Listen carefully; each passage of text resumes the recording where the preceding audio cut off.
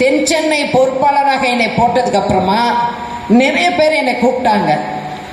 பொதுச் செயலாளர்கிட்ட கட்டளைக்கு மாறாக இந்த தொகுதியிலேயோ இந்த மத்திய சென்னைக்கு உட்பட்ட அண்ணா நகர்ல பார்லிமெண்ட் எலெக்ஷன் வேலையிலேயோ நம்ம மூக்க நுழைச்சு குழப்பம் கொண்டு வரக்கூடாது, இதனால் பல்வேறு பிரச்சனைகள் வரக்கூடாது என்பதற்காக ரொம்ப ரொம்ப ரொம்ப டீசெண்டா ஒதுங்கிக்கிட்டேன்.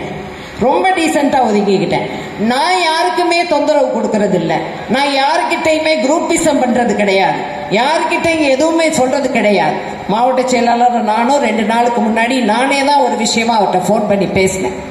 அப்போ கூட சொல்லியிருக்கலாம், அண்ணன் 6 மணிக்கு நாங்கள் வர சொல்லியிருக்கோம், நீங்கள் அந்த டைமுக்கு வந்துடுங்க. நாங்கள் கேட்பது ஒரு அடிப்படை மரியாதை. அடிப்படையில் எங்களுக்கு இந்த தொகுதியில் நாய் மாதிரி சுத்திக்கிட்டு வரக்கூடிய ஒரு நிலையில கட்சிக்கு கட்டுப்பட்டவர்கள் எங்களை பார்த்தால், எங்களிடம் பேசினால், எங்கள் பெயர் நோட்டீஸிலே போட்டால் பதவி போய்விடும் என்று நிறைய பேர் சொல்லக்கூடிய நிலைகள் மாறி நீங்க நல்ல பல்லாண்டு பல்வேறு ஆண்டுகள் வாழ்ந்து இன்னும் இந்த பதவியில் இருந்து சிறப்பாக இருக்க வேண்டும் என்பதுதான் என்னுடைய வாழ்த்து. தென் சென்னையில் உங்களோட நான் 4 மாவட்ட செயலாளரோட வேலை பார்த்தேன். என்னால் ஏதாவது உங்களுக்கு இடர்பாடு இருந்ததா, என்னால் ஏதாவது உங்களுக்கு ஏதாவது தொந்தரவு இருந்ததா, உங்களோடு உங்களாகவே நான் பணியாற்றினேன். அப்படிப்பட்ட எங்களை போன்றவர்கள். அதே மாதிரி தம்பி SR எனக்கு நல்ல ஞாபகம் இருக்கு.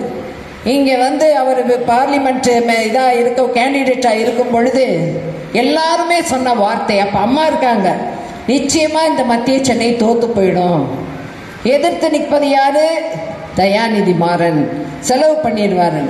ஆனா தொண்டனுக்காக தன்னுடைய செல்வாக்கை பயன்படுத்தி வெற்றி பெற செய்த ஒரு சரித்திரம் தான் தம்பி SR இன்னைக்கு இருக்கக்கூடியது. அதனால நாங்கள் இந்த அண்ணா நகர்ல நீங்க இப்போ காமிக்க ஒன்றும் வேண்டாம், பூத்து போடுறோங்க, பூத்து கமிட்டி போடுறோம்.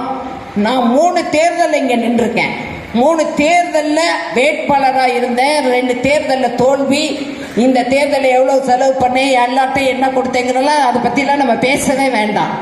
ஆனால் மக்களை சந்தித்து இன்றைக்கும் நான் இங்கேயே சுற்றி கொண்டு இங்கேயே இருக்கக்கூடிய இந்த நிலையில் நான் மாவட்ட செயலாளரை பற்றியோ பகுதி செயலாளர்களை பற்றியோ, நீங்கள் இப்போ பகுதியை 4ஆக பிரித்து வட்டம் பிரித்து எல்லாம் போட்டீங்க, நியாயம், ஏன்னா அட்மினிஸ்ட்ரேஷன் பண்ணணும்னு.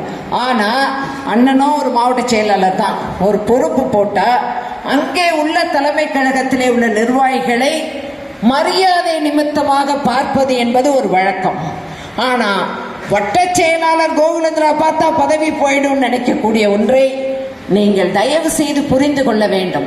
உங்களிடம் நாங்கள் எதிர்பார்ப்பது அன்பான பாதுகாப்பு, அன்பு. அதே போல எங்களுக்கு வேற எதுவுமே வேண்டாம். சீட்டு கொடுக்கறதுன்னு முடிவு பண்றது அண்ணன் தான், பொதுச் செயலாளர் தான். அது எனக்கு நல்லா தெளிவாக தெரியும். அதை பற்றி நான் சீட்டுக்காகவோ இல்லை, எப்போ இருந்தாலும் வீட்டில் ஒரு மரியாதையும் அன்பையும் தான் எதிர்பார்ப்பார்கள்.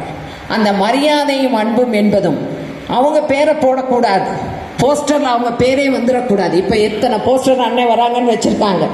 இந்த மண்டபத்தில், இந்த பகுதியில், ஆத்தோரம் உள்ள ஆத்தோரம் உள்ள இந்த பகுதியில் உங்களை கழுத்தளவு தண்ணியில் நின்ன இந்த கோகுலேந்திராவை எப்படி மறக்க உங்களால் முடிந்தது? பேர் போடாமல் இருக்க முடியுகின்றது. என்ன நிர்பந்தம்? தம்பி ஹேமந்துக்கு உங்களுக்கு என்ன நிர்பந்தம்? குப்பனுக்கு என்ன நிர்பந்தம்? நீங்க தானே இங்க வட்ட செயலாளர்.